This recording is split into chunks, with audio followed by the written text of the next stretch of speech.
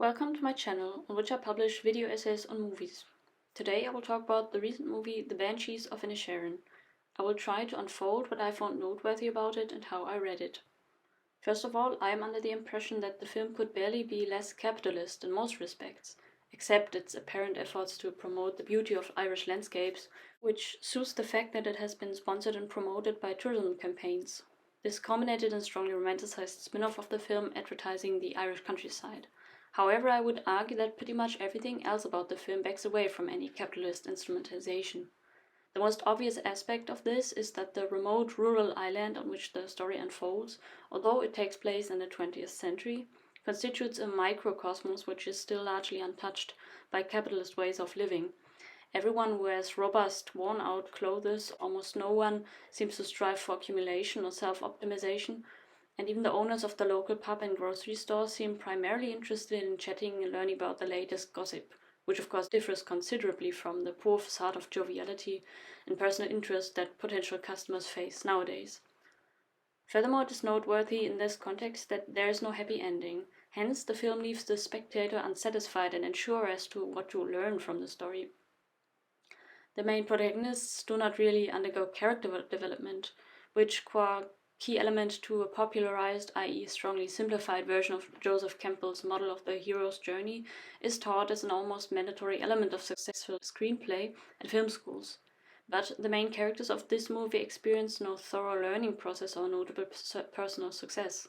The corresponding stagnation constantly challenges the spectator and radically runs counter to the capitalist mindset insofar as it, the latter, relies on certain ideals of progress that this film almost demonstratively abstains from advocating.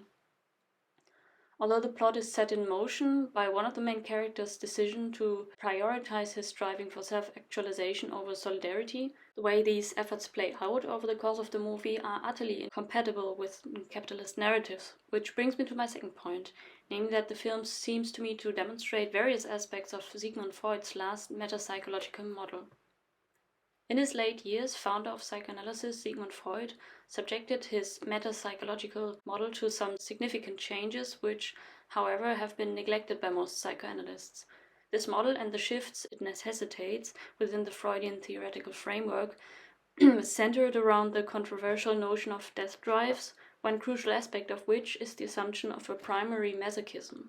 Freud, following countless experiences with patients, saw himself forced to conclude that there is an irreducible yet unconscious self-destructive tendency in our psychic apparatus, an auto-aggression which is only secondarily turned outward to constitute aggressive behavior toward the external world. And it's precisely this, at first glance implausible psychological structure, that both of the main protagonists' actions display. Why else do Colm's efforts at scaring off Patrick, this vigorous and continuous rejection of his former friend, clearly constituting acts of violence against the latter, culminate in brutal acts of symbolic self-castration, namely Colm cutting off the fingers of one of his hands, one after the other?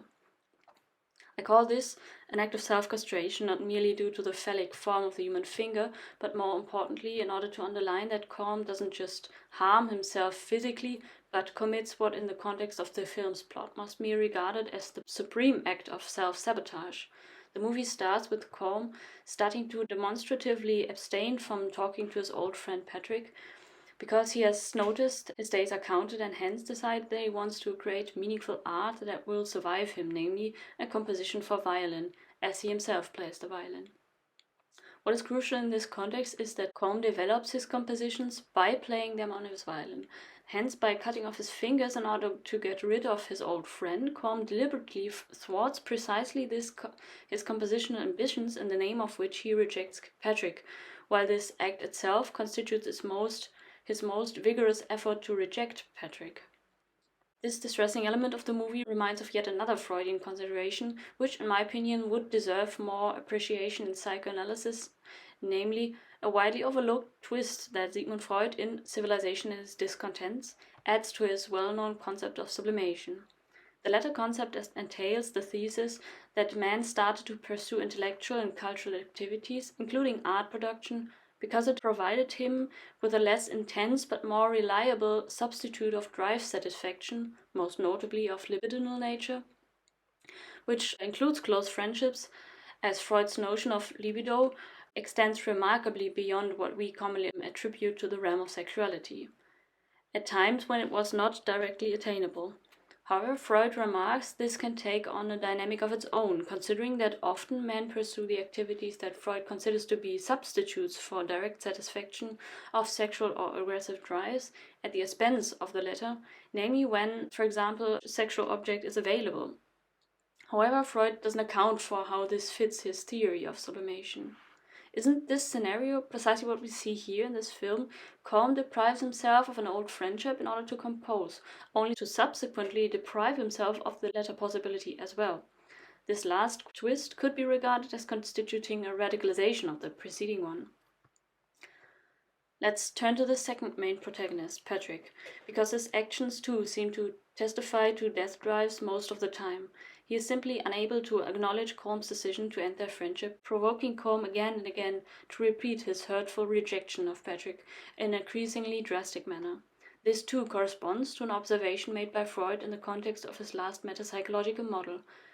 Freud considers the main manifestations of death drives to be the unwitting repetition of harmful situations, not least of interpersonal nature, which is precisely what happens over and over in the Banshees of Inisherin.